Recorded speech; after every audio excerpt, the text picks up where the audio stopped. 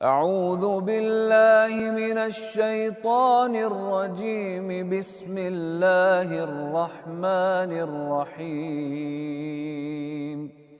رب العالمين والعاقبة للمتقين والصلاة والسلام على رسوله الكريم أما بعد. அன்பிற்குரிய சகோதரிகளே, கடைசியாக குர்ஆன் தஃப்சீருடைய வகுப்பில் நாம் சூரா அல் காஃபிரை பற்றி நாம் பார்த்தோம். சூரா அல் காஃபிர் அல்லாஹ் ரபுல் ஆலமீனுடைய தன்மையை கொண்டு இந்த சூரா ஆரம்பிக்கிறது. காஃபிர் தம்பி ஓ காபிலே தௌப் ஷதீதில் இகாப். அல்லாஹ் ரபுல் ஆலமீன் பாவங்களை மன்னிக்க கூடியவன், காபிலே தௌப் இன்னும் நம்முடைய தௌபாக்களை ஏற்றுக்கொள்பவன் என்று சொல்ல அல்லாஹ் ரபுல் ஆலமீனுடைய பாவத்தை மன்னிக்க கூடிய ஒரு தன்மையை கொண்டு இந்த சூரா ஆரம்பிக்கப்பட்டது என்பதை நாம் பார்த்தோம். அதை தொடர்ந்து அன்பிற்குரிய சகோதரன், அடுத்ததாக சூரத்துல் காஃபிருக்கு பிறகாக சூரா அல் ஃபுஸ்ஸிலத் ஆரம்பிக்கப்பட்டது. சூரா அல் ஃபுஸ்ஸிலத். இந்த சூரா அல் ஃபுஸ்ஸிலத்துக்கு ஏன் இந்த பெயர் வைக்கப்பட்டது என்று பார்த்தோமானால், அல்லாஹ் இந்த ஆரம்ப வசனத்தில் பேசுகிறான், கிதாபுன் ஃபுஸ்ஸிலத் ஆயாத்துஹும் குர்ஆனுன் அரபில் லிகௌமி யஅலமூன். அதாவது கிதாபுன் ஃபுஸ்ஸிலத் ஆயாத்துஹு. அல்லாஹ் ரபுல் ஆலமீன் முதலில் நாம் கவனிக்கிற விஷயம் என்றால், குர்ஆனில் நிறைய இடத்தில் அல்லாஹ் ரபுல் ஆலமீன் குர்ஆனை கிதாப் என்று சொல்கிறான். கிதாப் என்றால் புத்தகம். ஆனால் ரசூலுல்லாஹி ஸல்லல்லாஹு அலைஹி வஸல்லம் அவருடைய காலத்தில் இது புத்தகமாக கிடையாது. குர்ஆன் புத்தகமாக கிடையாது. சஹாபாக்களுக்கு மத்தியில் ஒரு சில சஹாபாக்களுடைய உள்ளங்கள் கிடந்தது. இன்னொரு இடத்தில் சஹாபாக்கள் சில ஓலையிலும் தன்னிடத்தில் என்ன கிடைக்கிறதோ அந்த பகுதி தான் குர்ஆன் இருந்தது. எப்பொழுது ரசூலுல்லாஹி ஸல்லல்லாஹு அலைஹி வஸல்லம் இருக்கும் பொழுதும் மறையும் பொழுதும் இப்படிதான் குர்ஆன் இருந்தது. ஆனால் அதற்கு பின்புதான் கிட்டத்தட்ட அபூபக்கர் ரலியல்லாஹு அன்ஹு அவர்களுடைய கடைசி காலத்திலிருந்து இந்த வேலை தொடங்கப்பட்டு உஸ்மான் ரலியல்லாஹு அன்ஹு அவர்களுடைய காலகட்டத்தில் முழுமையடைப்பட்டது. இந்த வேலை எதற்காக? குர்ஆன் ஒரு புத்தகம் வடிவமாக கொண்டு வர இவர்கள் வேலை செய்தார்கள். கிட்டத்தட்ட முதல் 3 கலீஃபாக்கள் அபூபக்கர், உமர், உஸ்மான் ரலியல்லாஹு அன்ஹு அஜ்மஈன் இவர்கள் 3 காலகட்டத்திலும் காத்திபே வஹியை எழுதக்கூடிய சஹாபாக்களை அழைத்து வரப்பட்டு அந்த குறிப்பிட்ட சஹாபாக்கள் இருப்பார்கள். இந்த குறிப்பிட்ட சஹாபாக்கள் மனதளவில் மனப்பாடம் செய்திருப்பார்கள். அப்படி இல்லை என்றால் எழுதி வைத்திருப்பார்கள். இப்படி இருக்கக்கூடிய எல்லாவற்றையும் எடுத்துக்கொண்டு ரசூலுல்லாஹ் அவர்கள் ஒரு தர்த்தீபை சொல்லியிருப்பார்கள், ஒரு தொடரை சொல்லியிருப்பார்கள். முதலில் இந்த சூரா, அதற்கு பின்பாக இப்படி என்று சொல்லி பக்கராவிலிருந்து நாஸ் வரை ரசூலுல்லாஹ் எந்த சூறாவிற்கு பிறகு எந்த சூறா இருக்க வேண்டும் என்று சொல்லியிருப்பார்கள். அந்த அடிப்படையில், அந்த முதலிருந்து கடைசி வரை அடிப்படையில் சஹாபாக்கள் புத்தகமாக தொகுத்தார்கள் என்பதை நாம் பார்த்தலாம். ஆக மொத்தம் குர்ஆன் இறங்கும் பொழுது அல்லாஹ் கிதாப் என்று சொல்கிறான். புத்தகம் என்று சொல்லும் பொழுது ஒரே ஒரு புத்தகமாக குர்ஆன் கிடையாது. சஹாபாக்களுடைய காலத்தில் தான் இது புத்தகமாக தொகுக்கப்பட்டது. இது குர்ஆனோட சுருக்கமான வரலாறு. இது சொல்ல வரக்கூடிய அர்த்தம் என்னவென்றால், குர்ஆன் எந்த அளவுக்கு உண்மையான விஷயம் என்று பாருங்கள். நிறைய குர்ஆனுடைய நிறைய இடங்களில், அதாவது அன்று நடக்காத விஷயத்தை பற்றி அல்லாஹ் பேசுவான். அதுக்கு அர்த்தம் என்ன? இப்படி நிறைய விஷயத்தை குர்ஆன் பேசும். அதில் மிக முக்கியமானது குர்ஆன் தன்னை பற்றி பேசுகிறது. என்னது? குர்ஆன் தன்னை ஒரு கிதாப் என்று சொல்கிறது. ஆனால் இறக்கப்பட்ட காலத்தில் ஒரு புத்தகமாக கிடையாது. பிறகு காலத்தில் சஹாபாக்களுடைய காலத்தில் இது புத்தகமாக மாற்றப்பட்டது என்பதை நாம் பார்த்தலாம். அது மட்டும் இல்லாமல் குர்ஆன் என்ற வார்த்தை அடிப்படையில் நாம் பார்த்தோம்னால், குர்ஆனுடைய அர்த்தம் என்ன? அடிப்படை அர்த்தம், குர்ஆன் என்று சொன்னால் அதிகமாக படிக்கப்படக்கூடிய ஒரு விஷயம். கரா என்று சொன்னால் படித்தல். குர்ஆன் என்று அது அந்த கிராமட்டிக்கல் வேர்டை நாம் பார்த்தோம்னால் அதிகமாக படித்தல் என்று ஒரு அர்த்தம் வரும். ஆனால் இறக்கப்பட்ட அந்த காலத்தில் சஹாபாக்கள் படித்தார்கள், ரசூலுல்லாஹ் படித்தார்கள், இப்படிதான் இருந்தது. ஆனால் ரசூலுல்லாஹும் சஹாபாக்களும் உலக அளவில் கம்பேர் செய்யும் பொழுது குறைவானவர்களாக இருந்தார்கள். உலக அளவில், உலக மக்கள் தொகையில் கணக்கிடும் பொழுது குர்ஆன் இறங்கக்கூடிய அந்த காலத்தில் சஹாபாக்களும் ரசூலும் கம்மியாக இருந்தார்கள். அப்பொழுது இந்த பெயர் சூட்டபிளான பெயரா? சூட்டபிளான பெயர் கிடையாது. ஏனால் கம்மியான மக்கள் தான் ஓதிக்கொண்டிருந்தார்கள். ஆனால் சுப்ஹானல்லாஹ், அல்லாஹ் ரப்பல் ஆலமீன் வைத்த இந்த பெயர் எந்த அளவுக்கு இந்த காலத்தில் பிரதிபலிக்கிறது பாருங்கள். உலகத்தில் எந்த புத்தகமும் குர்ஆன் அளவுக்கு அதிகமாக படிக்கப்படக்கூடிய புத்தகம் கிடையாது. திரும்ப திரும்ப திரும்ப ஓதப்பட்டாலும் படிக்கப்பட்டாலும் எவ்வளவு தூரம் கம்ப்ளீட் செய்தாலும் திரும்ப திரும்ப ஒரு முஃமின் தன் மரணம் வரை திரும்ப படிக்க வேண்டிய ஒரு புத்தகம் தான் குர்ஆன். அது இன்று வரை உலகளாவிய முஸ்லிம்கள் அனைவரும் கடைபிடித்து வருகிறார்கள் என்பதை நாம் பார்க்க முடிகிறது. ஆக மொத்தம் அந்த காலத்தில் வைக்கப்பட்ட பெயர், தற்காலத்தில் இது எந்த அளவுக்கு அடையாளங்கள், குர்ஆன் தான் உண்மையான இறைவேதம் என்பதற்கான சின்ன சின்ன அடையாளங்கள். எனவே அல்லாஹ் எப்படி சொல்கிறான்? கிதாபுன் ஃபுஸ்ஸிலத் ஆயாத்துஹு. இந்த புத்தகத்தில் இருக்கக்கூடிய வசனங்கள் ஃபுஸ்ஸிலத், இது தனித்தனியாக பிரிக்கப்பட்டுள்ளது. ஃபஸ்ல் என்று சொன்னால் பிரிப்பது. ஃபஸ்ல் என்று சொன்னால் பிரிப்பது, ஃபுஸ்ஸிலத் சொன்னால் தனித்தனியாக பிரிக்கப்பட்டுள்ளது. எதற்காக? குர்ஆன் அரபியா, அரபி மொழியில் பிரிக்கப்பட்டுள்ளது. எதற்காக? சிந்திப்பதற்காகவும் விளங்குவதற்காகவும் இதனுடைய ஆயத்துக்களை பிரித்து பிரித்து நாம் விளக்கி இருக்கிறோம் என்பதை அல்லாஹ் பேசுகிறான். ஆகவே அன்பிற்குரிய சகோதரே, குர்ஆன், அதாவது எந்த மனிதர் நான் குர்ஆனை விளங்க வேண்டும் என்று சொல்லி அரபு மொழியை கற்று இந்த நபர் முன் வந்து படிக்கிறாரோ, அப்படிப்பட்ட நபருக்கு ஒருபொழுதும் குர்ஆன் கஷ்டமாகவே அமையாது. எனக்கு குர்ஆன் விளங்கவே இல்லை என்று சொல்லி டிப்ரெஷனில் உட்கார்ந்த மனிதர் ஒருவரையும் உலக வரலாறு காணவே முடியாது.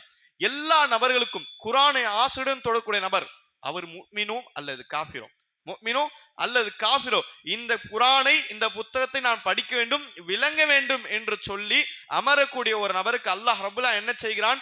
இந்த குர்ஆனை ஃபுஸ்ஸிலத், தனித்தனியாக பிரித்து பிரித்து தனித்தனியாக இந்த நபருக்கு புரிய வைக்கிறான் என்பதை நாம் பார்த்துள்ளோம். உலக வரலாற்றில் ஆயிரக்கணக்கான நபர்கள் இப்படி இருக்கிறார்கள். நாம் இந்த நேரத்தில் எல்லா நபர்களும் பெயர்களையும் எண்ண முடியாது. அப்படிப்பட்ட நபர்கள் அவர்கள் குர்ஆனை எதிர்த்து ஆய்வு செய்யலாம் என்று இறங்கினார்கள். குர்ஆனில் தவறுகள் கண்டுபிடிக்கலாம். குர்ஆனில் அரபிக் சம்பந்தமான ஷூரா, மஷூரா எல்லாமே ஒரே அர்த்தம், கலந்தாய்வு என்று நாம் சொல்லுவோமே.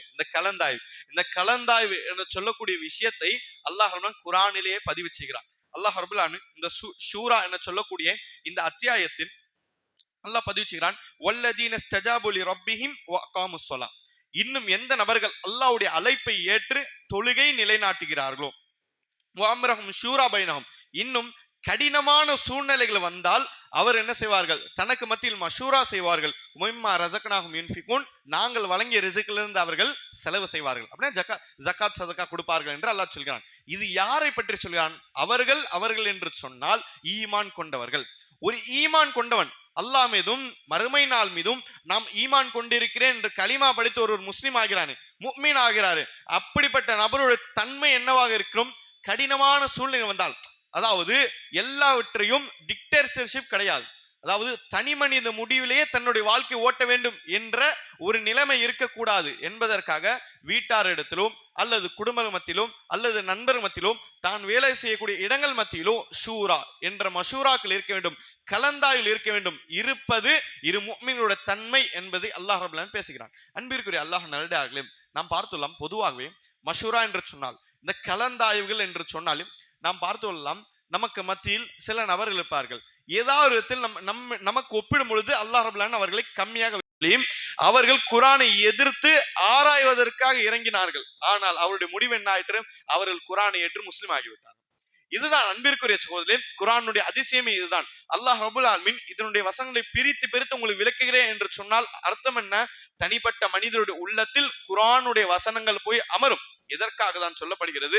குர்ஆன் வெறும் திலாவா, அதாவது ஓதுவதற்கு மட்டும் கிடையாது, வெறும் பக்தி அளவிற்கு, நன்மையை நாடி அளவிற்கு ஒரு மனிதன் ஓதுவதற்கு மட்டும் குர்ஆன் கிடையாது.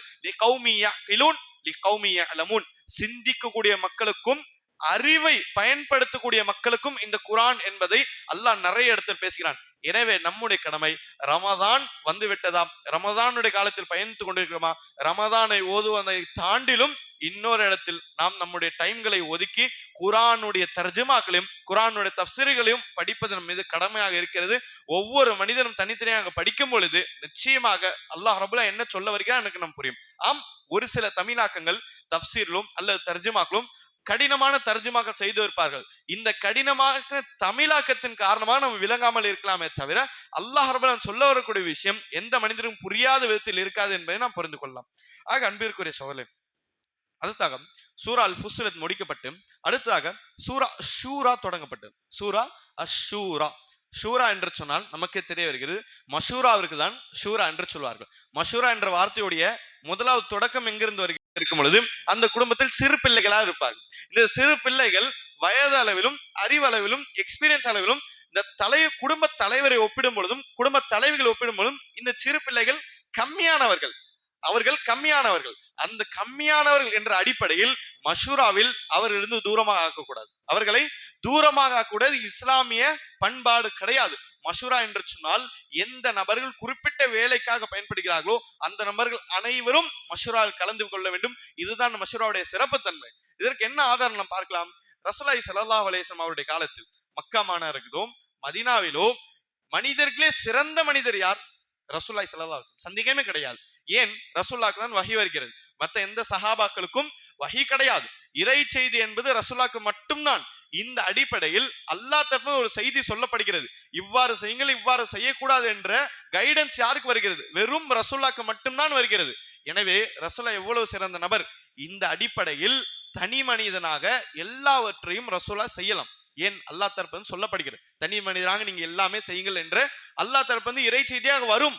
ஆனால் ரசூலுல்லாஹ் தனி மனிதனாக நிறைய விஷயத்தை செய்யவில்லை. நாம் பார்த்து கொள்ளலாம், ரசூலுல்லாஹி ஸல்லல்லாஹு அலைஹி வஸல்லம் அவர்கள் தன்னுடைய வாழ்க்கையில் நிறைய இடத்தில் மஷூரா என்ற விஷயத்தை வைத்தார்கள். உதாரணம் நாம் பார்த்து கொள்ளலாம், அதாவது அகல் யுத்தம், அகல் யுத்தம், கந்தக்குடி யுத்தம், இப்படிலாம் பெயர் அழைக்கப்படும். 5வது ஹிஜ்ரி நடைபெற்றது. இந்த அகல் யுத்தம் 10,000 எதிரிகள் மேற்கொள்கிறார்கள். 10,000 போர் படைகள் மதீனாவிற்குள்ளே வருகிறார்கள், மதீனாவை அடிக்க வருகிறார்கள் என்ற செய்தி ரசூலுல்லாஹ்க்கு தெரிந்தவுடன் ரசூலுல்லாஹ் என்ன செய்தார்கள்? முதலாவது சஹாபாக்கள் மத்தியில் மஷூரா செய்தார்கள். மஷூரா செய்தார்கள். எப்படிப்பட்ட மஷூரா செய்தார்கள்? அதாவது எப்படி இவர்கள் எதிர்கொள்ளலாம் என்று மஷூரா செய்யும் பொழுது நிறைய கலந்தாய்வுகள் இப்பெல்லாம் வரும் பொழுது அதில் சல்மான் பாசி ரதில்லான் அவர்கள் கொடுத்த ஐடியா, மதீனாவுக்கு வெளியே பாரிஸ் நாட்டில் எப்படி குழியை தோண்டுவார்களோ அப்படி குழியை தோண்டலாம் என்று இந்த சஹாபி சொன்னார்கள். சுப்ஹானல்லாஹ், ஒரு நபிக்கு ஒப்பிடும் பொழுது ஒரு சஹாபி அகீதா அடிப்படையில் ஒரு நபிக்கு ஒப்பிடும் பொழுது சஹாபி தாழ்த்தப்பட்டவர் தான். ஏனென்றால் ஒரு சஹாபி நம்மை போன்ற ஒரு மனிதர், ஒரு நபி, அவர்கள் நபி பட்டம் வருகிறது. ஆனாலும் நபியாக இருக்கக்கூடிய நேரத்தில் ஒரு சஹாபி இடத்தில் கலந்தாய்வில் கேட்கிறார் என்றால் இது இந்த உம்மத்துக்கு மிகப்பெரிய படிப்பினை. நமக்கு கீழே இருப்பவரிடத்திலும் நாம் நம்முடைய மஷூராக்கள் கேட்கணும். யாருக்கு தெரியும்? அல்லாஹ் ரப்புல் ஆலமீன் மிகப்பெரிய ஹிக்மத்துடைய வார்த்தைகள் சிறு பிள்ளைகளுடைய வாயில் போட்டு விட்டால் அது நமக்கு மிகப்பெரிய நலனாக அமைந்துவிடும். எனவே அன்பிற்குரிய சோழர், இப்ப நிறைய விஷயத்தை பார்க்கலாம். உஹதுடைய யுத்தத்தையும் சரி, மதீனாவிற்குள்ளே வைக்கலாமா, மதீனாவிற்கு வெளியே ஒரு களத்தில் வைக்கலாமா என்பதையும் ரசூலுல்லாஹ் மஷூரா செய்தார்கள். பத்ருடைய யுத்தத்திலும் சரி, அந்த கிடைத்த கைதிகளை என்ன செய்யலாம் என்பதையும் ரசூலுல்லாஹ் மஷூரா செய்தார்கள். இப்படி நாம் பார்த்துள்ளோம், ரசூலுல்லாஹ் அவர்கள் தான் அதாவது கூட்டாக பயணிக்கும் பொழுது எல்லா இடத்திலும் ரசூலுல்லாஹ் அவர்கள் சஹாபாக்கள் மத்தியில் மஷூரா செய்தார்கள் என்பதை பார்த்துக்கொள்ளலாம். எனவே நம்முடைய கடமை என்னவாக இருக்கிறது? ஒரு குழப்பமான ஒரு சூழ்நிலை வருகிறதா, இந்த சூழ்நிலை எப்படி மேற்கொள்ள என்று தெரியவில்லையா, நாம் எந்த இடத்தில் இருக்கிறோமோ நமக்கு கீழே இருப்பவர்கள், நம்ம மேலே இருப்பவர்கள் எல்லோரையும் அழைத்து மஷூரா, அந்த மஷூரா என்ற கலந்தாய்வில் அல்லாஹ் ரப்பல் ஆலமீன் உதவி கிடைக்கும். இதைதான் ரசூலுல்லாஹ் சொன்னார்கள், யதுல்லாஹ அலல் ஜமா, யதுல்லாஹ் அலல் ஜமா, அல்லாஹ்வுடைய கை ஜமாத்தில் இருக்கிறது என்பதை ரசூலுல்லாஹ் சொன்னார்கள். அல்லாஹ்வுடைய கை என்றால் அல்லாஹ்வுடைய உதவி, அல்லாஹ்வுடைய உதவி ஜமாத்தில் இருக்கிறது. தனி மனித போராட்டத்தில் எல்லாம் கிடையாது. ஒரு கூட்டாக பயணிக்கும் பொழுது அந்த ஜமாத்தில் அல்லாஹ்வுடைய உதவி இருக்கிறது என்பதை ரசூலுல்லாஹ் சொன்னார்கள். எனவே மஷூரா என்பது ஒரு ஈமான்தாருடைய அலாமத்தாக இருக்கிறது என்பதை நாம் பார்த்துள்ளோம். அன்பிற்குரிய அல்லாஹ் நல்லடியார்களே, நாம் பார்த்துள்ளோம், இந்த ஷூரா என்ற சூரா முடிக்கப்பட்டு அடுத்ததாக சூரா அஸ்-ஸுஹ்ருஃப் ஆரம்பிக்கப்பட்டது. சூரா அஸ்-ஸுஹ்ருஃப், ஸுஹ்ருஃப் என்ற அர்த்தத்துடைய அர்த்தம் என்ன? பொன், பொருள், பொருளாதாரம். குறிப்பிட்டு சொல்ல வேண்டும் என்றால் தங்கம், குறிப்பிட்டு சொல்ல வேண்டும் என்றால் தங்கம். இதற்கு ஸுஹ்ருஃப் என்று சொல்வார்கள். இந்த சூராவுக்கு ஏன் ஸுஹ்ருஃப் என்ற பெயர் வைக்கப்பட்டென்றால் 34வது மற்றும் 35வது ஆயத்தில் அல்லாஹ் சொல்லி காண்பிக்கிறான். அதாவது ஒலி புயூத்திஹிம் அபுவாபும் வஸரன் அலைஹிம் யத்தகீலூன், அல்லாஹ் ரப்பல் ஆலமீன் சொல்லி காண்பிக்கிறான். அதாவது 33, 34, 35 இந்த 3 வசனத்தை படித்தால் ஒரு பெரிய படிப்பினை அல்லாஹ் சொல்கிறான். ஸுஹ்ருஃப், தங்கம். ஏன் என்ற சூராக்கு அல்லாஹ் பெயரை வைத்தான் என்றால், அல்லாஹ் இந்த 33வது வசனத்தில் பேசுகிறான், ஒருவேளை ஈமான் கொண்ட மக்கள், அதாவது காஃபிர்களுக்கு அல்லாஹ் கொட்டி கொட்டி தங்கத்தையும் வெள்ளியும் தந்த பிறகு ஈமான் கொண்டவர்களுடைய ஈமான் ஆடாமல் இருந்தால் அல்லாஹ் இன்னும் தருவான். எப்படி? காஃபிர்கள் இருக்கிறார்கள், இந்த காஃபிர்களை பார்த்து எந்த ஒரு அச்சமும் கிடையாது, இவர்கள் எந்த ஒரு ஆசையும் கிடையாது என்ற நிலைமை ஈமான் கொண்டவர்கள் இருந்தால் காஃபிர்களுக்கு அல்லாஹ் என்ன செய்வான்? தங்கத்தையும் வெள்ளியும் கொட்டி கொட்டி தருவான். எந்த அளவுக்கு என்றால் அல்லாஹ் சொல்றான், ஒலி புயூத்திஹிம் அபுவாபும் வஸரன் அலைஹிம் யத்தகீலூன், இன்னும் அவர்கள் வீட்டுடைய கதவுகள், இன்னும் அவருடைய மொட்டை மாடிகள், இன்னும் அவர்கள் சாயக்கூடிய கட்டில்கள், இது அனைத்தையும் அல்லாஹ் வெள்ளியிலும் ஆக்கியிருப்பான், வஸுஹ்ருஃபா தங்கத்திலும் ஆக்கியிருப்பான். காஃபிருடைய வீடுகளையும் காஃபிர்கள் சாயக்கூடிய கட்டிலையும் அல்லாஹ் வெள்ளியிலும் தங்கத்திலும் ஆக்கியிருப்பான். எப்பொழுது ஆக்கியிருப்பான்? அவர்களை பார்த்து நம்ம ஆசைப்படாமல் இருந்தால். ஆனால் பிரச்சனை என்ன?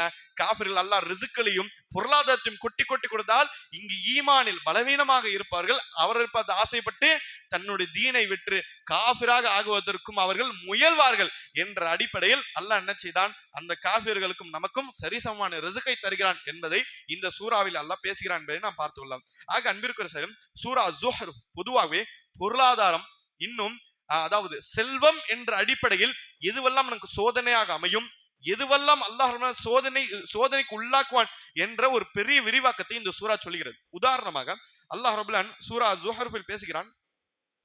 அதாவது வல்லதி خلقல் அஸ்வாஜ குல்லஹா வஜஅல லக்கும் மினல் ஃபுல்கி வல் அன்ஆமி மா தர்கபூன். இன்னும் அல்லாஹ் ரப்பல் ஆலமீன் உங்களுக்காக எல்லாவற்றிலும் ஒரு ஜோடியை படைத்தான். இன்னும் உங்களுக்காக கப்பலை உருவாக்கினான். இன்னும் உங்களுக்காக கால்நடைகளை உருவாக்கினான். மா தர்க செய்கிறீர்கள். அந்த காலத்து சஹாபாக்கள் குதிரை, கோவிரி கழுதை இப்படிப்பட்ட விஷயத்தில் பயணம் செய்தார்கள். எனவே இதுவையும் நீங்கள் பயணம் செய்வதற்காக படைத்தோம். லித்தஸ்தவு அலா தஹரி, அதனுடைய முதுகில் நீங்கள் உட்காருங்கள். தும்மத்தத்கரும் நியாமத்த ரப்பிக்கும், இன்னும் அல்லாஹ்வுடைய நியாமத்தை ஞாபகப்படுத்துங்கள்.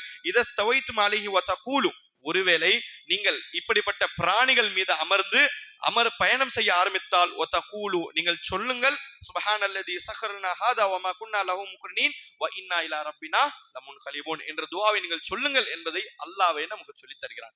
அதாவது ஸுஹ்ருஃப் என்ற சூறாவில் அல்லாஹ் ஆரம்பத்தில் இந்த காஃபிர்களை பற்றி பேசிவிட்டு அந்த காஃபிர் கொடுக்கக்கூடிய நியாமத்துகளை பற்றி நாம் ஆசைப்படாமல் இருந்தால் நிறைய கொடுப்பேன் என்றெல்லாம் அல்லாஹ் சொல்லி அந்த சூறாவுடைய மத்திய பகுதியில் எல்லாம் என்ன பேசுகிறான், உங்களுக்காக தான் பயணம் செய்யக்கூடிய விஷயத்தை எல்லாம் நான் படைத்திருக்கிறேன் என்று அல்லாஹ் சொல்லி அந்த பயணம் செய்யக்கூடிய விஷயத்தில் அந்த பிராணிகள் அமர்ந்தால் சுப்ஹானல்லதி ஸஹரனா ஹாதா வமா குன்னா லஹு முக்ரினீன் வ இன்னா இலா ரப்பினா லமுன்கலிபூன் என சொல்லக்கூடிய ஒரு துஆவை நீங்கள் ஓதுங்கள் என்று சொல்லி அல்லாஹ்வே நமக்கு சொல்லித் தருகிறான். இந்த விஷயத்தில் இந்த இடத்தில் கவனிக்கக்கூடிய ஒரு சின்ன விஷயம், அதாவது பிராணிகள் மீது நீங்க உட்கார்ந்தால் மட்டுமே இந்த துஆவை ஓதுங்கள் என்று அல்லாஹ் சொல்கிறான். இது வாக்கியமே அப்படிதான் இருக்கிற இந்த வசனமே.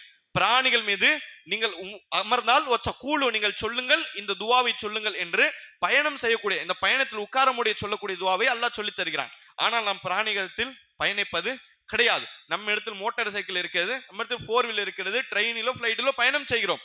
அப்படி என்றால் அந்த இடத்தில் இந்த துவாவை ஓத வேண்டுமா? பொதுவாகவே குரானை விளங்க வேண்டும் என்றால் முதலில் நம்முடைய மூளையை அலசுவதை விட குரானை விளங்குவதற்கு இன்னொரு குரானுடைய ஆயத்தை எடுத்து வர வேண்டும்.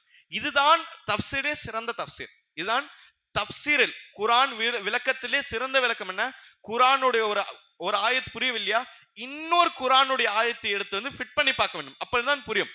அந்த அடிப்படையில் இந்த வசனத்தை எப்படி புரிந்து கொள்ள வேண்டும், அதாவது நம்முடைய மோட்டார் சைக்கிளோ நம்ம 2 வீலோ 4 வீலோ உட்கார்ந்தாலும் இந்த துஆவை ஓத வேண்டும் என்ற ஆதாரம் எங்க கிடைக்கிறது?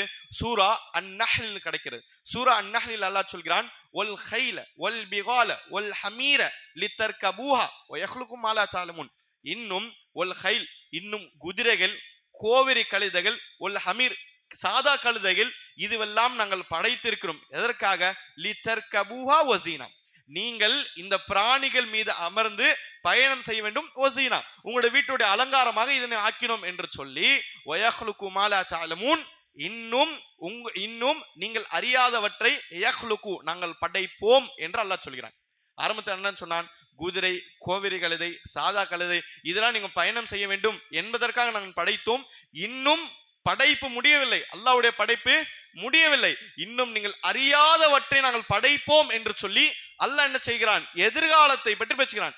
யக்லுகு படைக்கிறேன், படைப்பேன் என்று சொல்லி 2 நிலைகளை பற்றி பேசும். எனவே அல்லாஹ் ரப்பல் ஆலமீன் எதிர்காலத்தை கொண்டு பேசுகிறான். இன்னும் எதிர்காலத்தில் நீங்கள் அறியாதவற்றை நான் படைத்துக் கொண்டே இருப்பேன் என்று சொல்லி, இன்னும் நீங்கள் எதையெல்லாம் பயணம் செய்கிறீர்கள், அப்படி வித்தியாசம் நீங்கள் பயணம் செய்கிறீர்களே அதை நான் படைப்பேன் என்று சொல்லி அல்லாஹ் எதிர்காலத்தை சொல்லி பேசுகிறானே, அப்படி என்னென்ன விஷயத்தை வித்தியாசம் மனிதன் படைத்து அதன் மீது அவன் பயணம் செய்கிறான், இதுவெல்லாம் அல்லாஹ் ரப்பல் ஆலமீனோட படைப்பு தான் என்பதை இப்படிப்பட்ட வசனங்கள் நமக்கு உணர்த்துகிறது.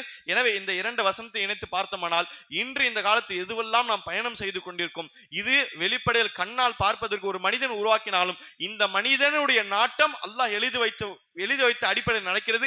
எனவே இதுவும் அல்லாஹ்வுடைய படைப்பில் ஒரு படைப்பு என்று நினைத்து அப்படிப்பட்ட வாகனத்தை நாம் அமரும் பொழுது சுப்ஹானல்லதி ஸஹரனா ஹாதா என சொல்லக்கூடிய இந்த துஆவை நாம் ஓத வேண்டும். குர்ஆனை நேரடியாக நமக்கு இந்த துஆவை கற்றுத் தருகிறது. ஆக அன்பிற்குரிய சகோதரர்களே, பொதுவாக நாம் பார்த்து கொள்ளலாம், இந்த அல்லாஹ் ரப்பல் கொடுக்கக்கூடிய நியாமத்துகளை ஒரு மனிதன் மறக்கிறான் என்றால், அல்லாஹ் கொடுத்த நியாமத்துகள் என்றால், அல்லாஹ் ஒரு வீடு கொடுத்தால் நியாமத், அல்லாஹ் பிள்ளை கொடுத்தால் அதுவும் நியாமத்தான், அல்லாஹ் வண்டி கொடுத்திருக்கிறானா அதுவும் நியாமத்தான், ஏன் ஒருவேளை உடுத்தக்கூடிய ஒரு உடை கொடுத்தாலும் அதுவும் நியாமத்து தான், ஒருவேளை உண்ணக்கூடிய உணவுகள் கொடுத்தாலும் அதுவும் நியாமத்தான். இந்த நியாமத் என்று பேசினாலே பெரிய பெரிய விஷயம் தான் நமக்கு ஞாபகம் வரும். பெரிய பங்களாக்கள் வேணும், நிறைய சொத்துக்கள் வேணும், நிறைய பிள்ளைகள் வேணும், இப்படி நிறைய என்று சொல்லுவதுதான் நமக்கு ஞாபகம் வருகிறது. ஆனால் குரானும் ஹதீஸும் நியாமத் என்று உணர்த்துகிற விஷயம் என்ன தெரியுமா? சின்னதுல இருந்து ஆரம்பிக்கும். அதிகமானது சின்னதுல இருந்து ஆரம்பிக்கும். அந்த காலத்து சஹாபாக்களுக்கு ஒண்ணுமே கிடையாது, உடுத்துவதற்கு உடையே கிடையாது சில சஹாபாக்களத்தில். அப்படிப்பட்ட சஹாபாக்கள் மத்தியிலும் நியாமத்துடைய வசனங்களை ரசூலா ஓதி காண்பிப்பார்கள். அப்படி என்ன இருப்பதிலே சின்ன விஷயம், அல்லாஹ் உயிர் வாழ்வது கொடுத்தாலும் அதுவும் நியாமத்தான். ஏன் ஒரு மனிதருக்கு வாழ்வாதாரம் கஷ்டமாக அமைந்தது, அந்த மனிதர் அல்லாஹ் ரப்பல் ஆலமீன் துஆ கேட்டு கையேந்திரார், அந்த மனிதருக்கு அல்லாஹ் வாழ்க்கை கஷ்டமான பிறகு மௌத்தை தருகிறான் என்றால் இந்த மௌத்தும் அந்த மனிதருக்கு ஒரு நல்ல நியாமத்தான் என்பதை நாம் புரிந்து கொள்ள வேண்டும். இந்த நியாமத்துகளை அல்லாஹ் கொடுத்த பாக்கியங்களையும் அல்லாஹ் வாழ்வாதாரம் கொடுத்த நியமத்திலே எப்பொழுது ஒரு மனிதன் தவறாக பயன்படுத்தினானோ, எப்பொழுது ஒரு மனிதன் தவறாக பயன்படுத்தினானோ, அல்லாஹ் மாறு செய்வதற்காக பயன்படுத்தினானோ, அப்பொழுது ஒன்று அந்த நியமத்துகள் பறிக்கப்படும், ஒன்று அந்த நியமத்தை பறிக்கப்படும். அப்படி இல்லை என்றால் அந்த நியமத் மறுமையில் எடுத்து வரப்பட்டு அவனுக்கு எதிராக பேசும் என்பதை இப்படிப்பட்ட வசனங்கள் நமக்கு புரிய வைக்கிறது என்பதை நாம் பார்த்துக் கொள்ளலாம். அல்லாஹ் ரப்பல் ஆலமீன் எதை கேட்டமோ அதன்படி அமல் செய்யக்கூடிய பாக்கியத்தை நம்ம அனைவருக்கும் நசீப் செய்வானாக. வாஹிர் தவானா அனில் ஹம்துலில்லாஹி ரப்பில் ஆலமீன்.